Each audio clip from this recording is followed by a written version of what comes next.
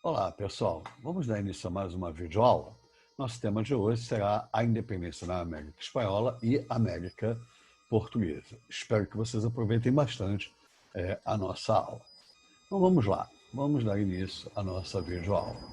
Bom, aqui o nosso mapa mental, mostrando aqui todo o processo de independência que se deu na América Espanhola. Aqui nós vemos os vários vice-reinos formados durante o período de ocupação do continente americano pelos espanhóis. Aqui é a América Portuguesa e aqui é a América Inglesa e Francesa. Bom, no século XVIII, o crescimento das colônias e o enriquecimento da elite colonial provocou o surgimento de uma crise no antigo sistema colonial. Os colonos estavam desejosos por liberdade para poder comercializar livremente com os vários países. Os interesses dos crioulos, descendentes de espanhóis nascidos aqui na América, no livre comércio coincidiu com os dos industriais ingleses, pois viam a emancipação política das colônias espanholas na América como uma possibilidade de abertura de novos mercados e aumentos do lucro. Bom, é preciso lembrar o seguinte: primeiro, a América estava organizada em vice-reinos.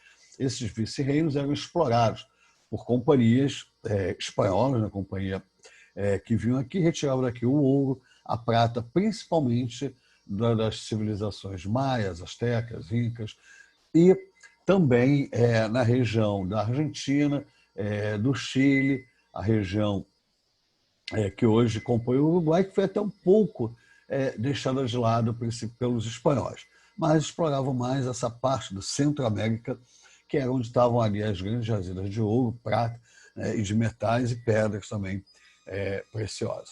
Lembrando, crioulos, esses chapetones, né?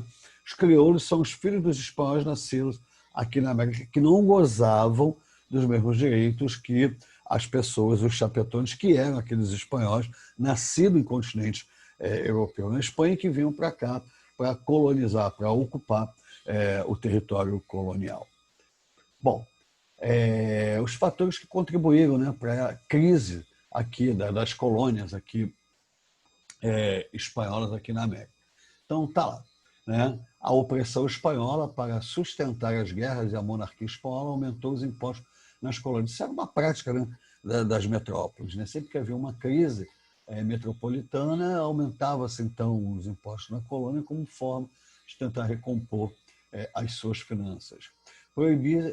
Proibição de se montar manufaturas com o intuito de impedir a concorrência com as espanholas, ou seja, todas as colônias, inclusive a brasileira, tinham alvarás, decretos, que proibiam a produção de manufaturas similares àquelas que eram produzidas na metrópole. É lógico que a colônia se tornava num grande mercado consumidor dos produtos metropolitanos. Daí, então, a proibição para que houvesse a instalação de manufaturas aqui na América.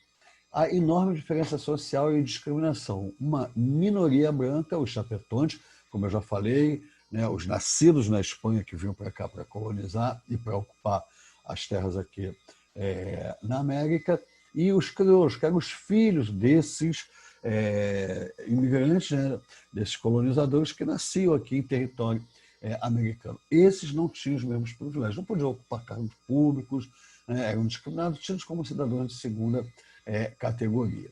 Né? Descendentes de espanhóis nascidos na América dominavam uma maioria composta por indígenas, mestiços e afrodescendentes. Privilégios dos chapetones, os principais cargos no governo, como eu já coloquei, no exército e na igreja, eram reservados aos chapetones. Bom, o Haiti. O Haiti, então, é o primeiro caso de independência na América Espanhola. Em 1492, na ilha Hispaniola, dividida atualmente entre o Haiti e a República Dominicana. Enfim, no século XVI, os franceses se estabeleceram na parte oeste da ilha. Em 1961, a Espanha cedeu, por meio de um tratado, a parte ocidental, fundando ali, então, a colônia de São Domingos.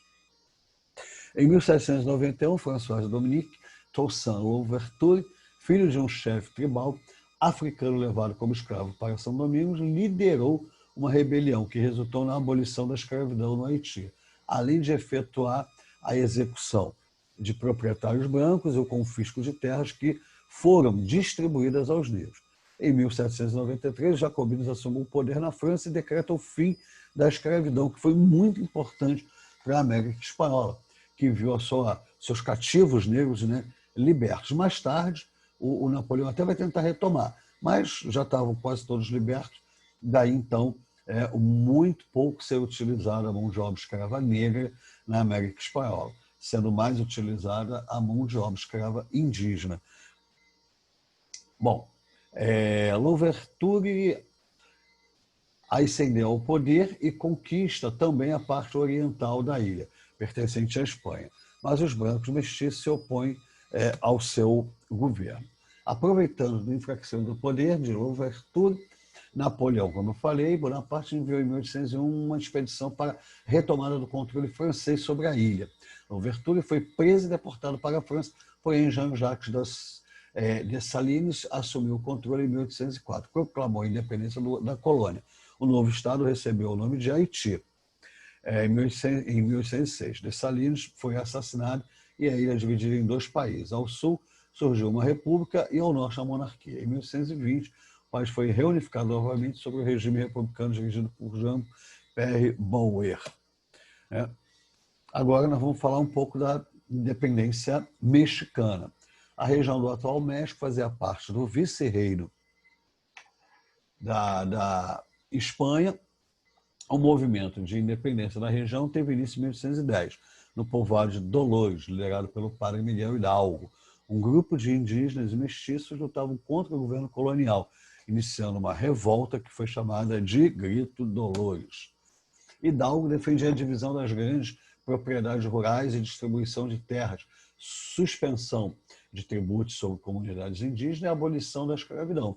Liderando um exército formado por índios, mestiços e brancos pobres, Hidalgo seguiu para a cidade do México. Eles carregavam estandartes de Nossa Senhora de Guadalupe, que até hoje é a padroeira do México, né? Chegando a conquistar algumas cidades, mas ao enfrentar as forças da coroa foram vencidos. Hidalgo foi preso e executado em 1811. Bom, aí veio o padre José Maria Morales, assumiu o comando dos rebeldes, convocou uma assembleia reunindo representantes de vários grupos sociais. Essa assembleia, reunida em 6 de novembro de 1813, declarou a independência do México. Contudo, foi dissolvido 2 anos depois, pois os colonos ricos uniram-se à metrópole espanhola para defender os interesses em comum.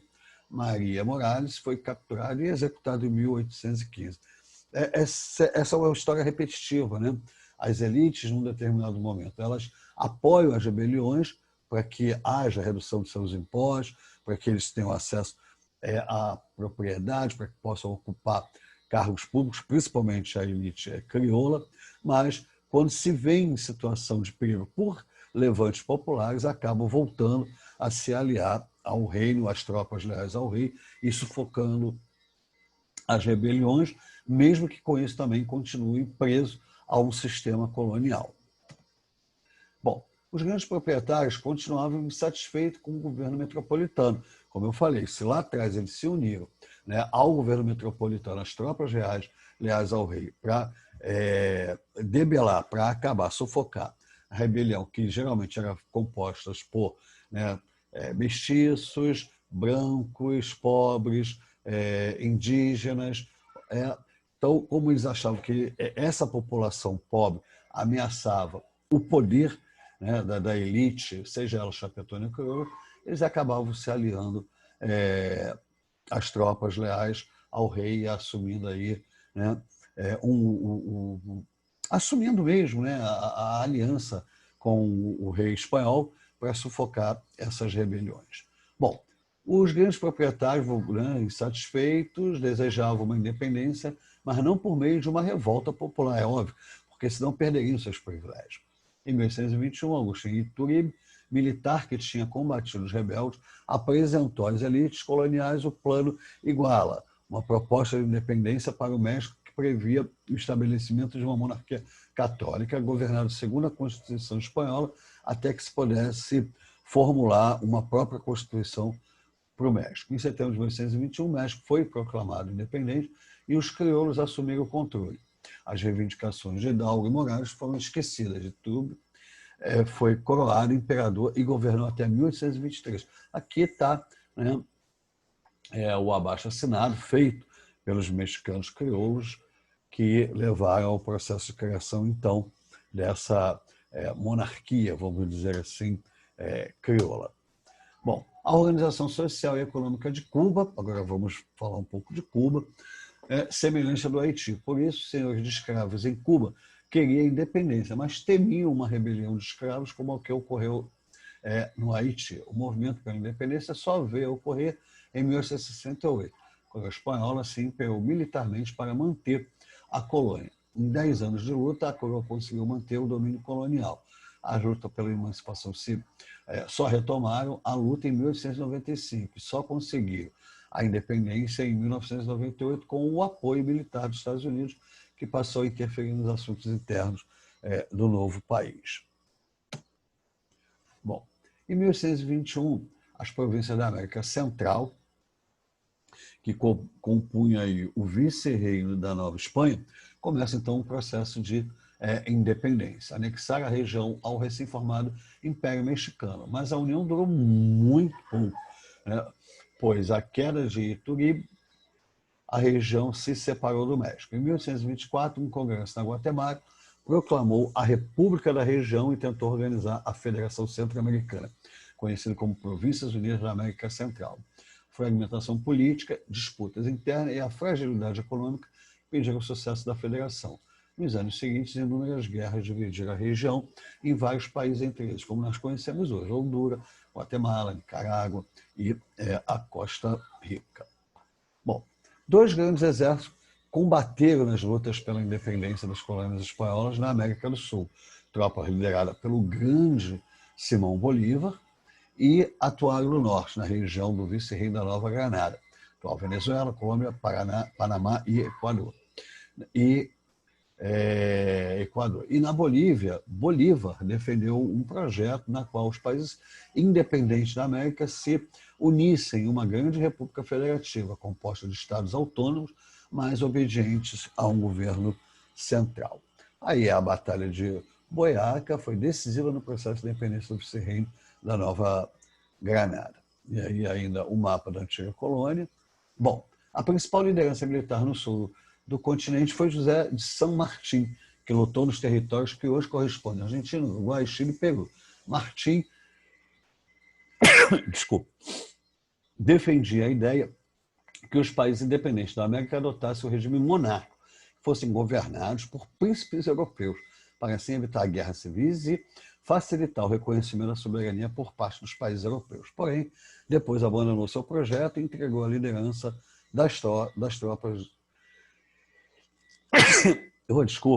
as forças de libertação para Bolívar. A Espanha tinha dificuldades para lutar nas várias frentes e foi perdendo território até que na metade da década de 1820, toda a América do Sul, colonizada por Espanha, tinha conquistado a sua independência.